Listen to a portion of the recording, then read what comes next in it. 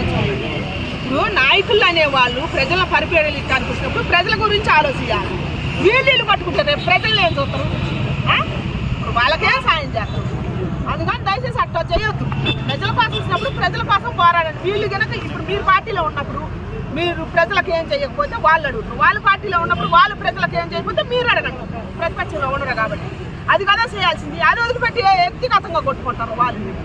అది ధర్మం కాదని నేను అంటున్నాను. అదేవిధంగా ఈరోజు నిన్న చూసుకున్నట్టయితే ఉప ముఖ్యమంత్రి డిప్యూటీ సీఎం పవన్ కళ్యాణ్ గారు కూడా మాట్లాడడం జరిగింది. ఎవరు కొడాలి నాని గారికి కానీ వాళ్ళకి స్ట్రాంగ్ వార్నింగ్ అయితే ఇవ్వడం జరిగింది. రౌడీ రాజకీయాలు కానీ కుల రాజకీయాలు కానీ రెచ్చగొట్టే విధంగా ఏ పనులు చేసినా కూడా చట్టరీత్యా కేసులు నమోదు చేయడం కానీ వాళ్ళకి శిక్ష తప్పదని చెప్పి ఉప ముఖ్యమంత్రి గారు చెప్పడం అయితే జరిగింది. ఇది ఎంత వరకు కరెక్టే? అది ల్యాండ్ ఆర్డర్ తీసుకోవాలి. ఎవరైనా సరే వీళ్ళు ప్రభుత్వంలో ఉండా కూడా కూటమి ప్రభుత్వంలో ఉండా వైఎస్ఆర్ వాళ్ళ ప్రభుత్వంలో ఉండా ల్యాండ్ ఆర్డర్ తప్పి ధర్మం తప్పి బయటకు వచ్చి ప్రజలకు హానికరం కలిగేటట్టు గొడవలు కనుక లేపితే సరే తీసుకోవాల్సింది. ఎవరైనా సరే తీసుకోవాలి. ఎందుకు? ప్రజల పరిపాలనకి వచ్చినప్పుడు ప్రజల కోసం సేవ చేయాలి.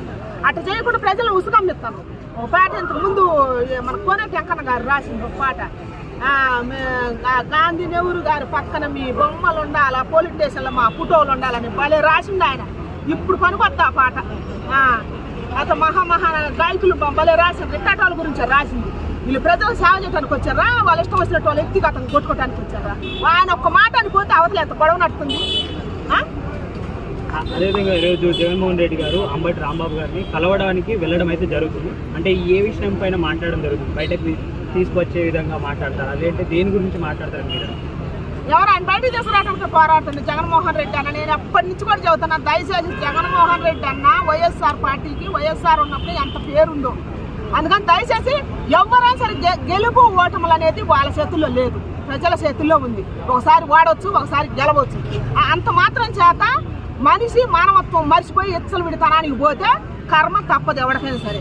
అందుకని నువ్వు ఇప్పుడు ఒకసారి ఓడిపోయాను అనుకో, మళ్ళీ రావని రూల్ ఉందా? ఇప్పుడు చంద్రబాబు నాయుడు అన్న ఓడిపోలేదా? ఆయన ఓడిపోయి ఇప్పుడు రాలేదా? ఈయన కూడా మళ్ళీ రావచ్చేమో. అది మనిషిపోయి ఎచ్చలు పెడతానని గొడవలు లేపి ఇష్టం వచ్చినట్టు మాట్లాడితే మళ్ళీ వస్తుందంటే రూల్ ఏముంది? అందుకని దయచేసి ఒకసారి రాష్ట్రాన్ని పరిపాలించినవి కాబట్టి అన్న, దయచేసి ఏది మంచి ఏది చెడు అని ఆలోచించమంటాను నేను. వై నాట్ 175 అంటారు. అది